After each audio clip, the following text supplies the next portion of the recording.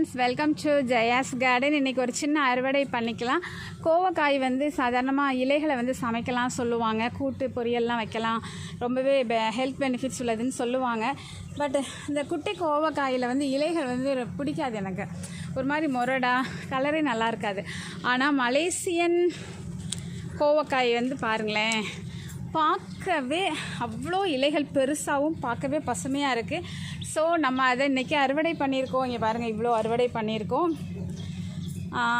Okay, இன்னும் ஒரு அறுவடையும் நம்ம பண்ணலாம்னு நினைக்கிறேன். வாங்க, பிரண்டை நிறைய இருக்குது, அதையும் அறுவடை பண்ணிக்கலாம். பிரண்டை பாரு இப்போ எவ்வளோ இருக்குது பாருங்கள். அறுவடை பண்ணிவிட்டு காமிக்கிறேன். இவ்வளோ பிரண்டை ரெண்டுலேயும் இருந்து பறிச்சாச்சு. ஓரளவுக்கு கீழே போட்டிருக்கேன்னு நினைக்காதீங்க, சுத்தமான இடம்தான். ஓகே, கையிலே வச்சுட்டு இருந்தால் அரிச்சிரும், அதனால் கீழே போட்டிருக்கேன். இந்த அளவு பறிச்சிருக்கோம். நாளைக்கு பேசாமல் ஒரு கூட்டு வச்சு இந்த துவையல் அரைச்சிட்டா கூட சிம்பிளாக முடிஞ்சிடும். பிடிச்சிருந்தா லைக் பண்ணுங்கள், ஷேர் பண்ணுங்கள், கமெண்ட் பண்ணுங்கள், மறக்காமல் சப்ஸ்கிரைப் பண்ணுங்கள்.